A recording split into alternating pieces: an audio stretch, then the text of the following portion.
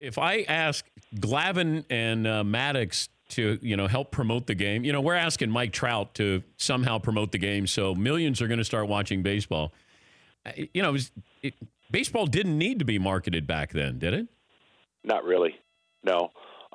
You were more familiar with players. Players stayed longer with teams. I mean, the biggest out-of-body experience for Glavine and Maddox was doing the Chicks Dig the Long Ball, which still kind of hurts me a little bit. Yeah, why weren't you included in that?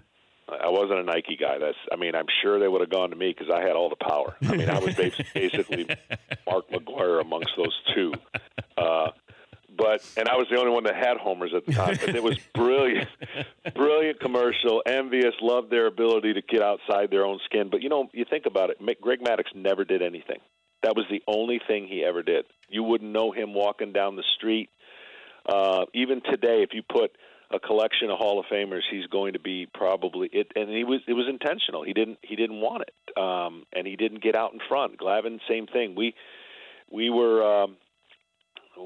I remember doing some cheesy commercials, and I had to have a burrito in my mouth and be able to try and talk. And it was crazy stuff back then, but it wasn't, to your point, wasn't needed. I think today with as many great young superstar-type potential guys, I think we're losing the opportunity to see these players with the injury factor and on the movement and all the different teams. You just don't see guys. Mike Trout has been with the Angels his whole career, and he's only played in 3 postseason games. I think all of this would change if he was in the postseason like we were. And certainly we had TBS, which helped, but we were in the postseason all the time, so we became kind of regular. When you do it 14 straight years in a row, it's going to be different. Yeah, I always thought that Maddox was underrated, and a lot of that was that, he didn't have a great postseason career, but he didn't really go out of his way to, have people say nice things about him or do features on him, and he was just, if you can quietly have 350, 354, whatever it was, he did it. He did it, and he on purpose gave horrible interviews so you would stop interviewing him.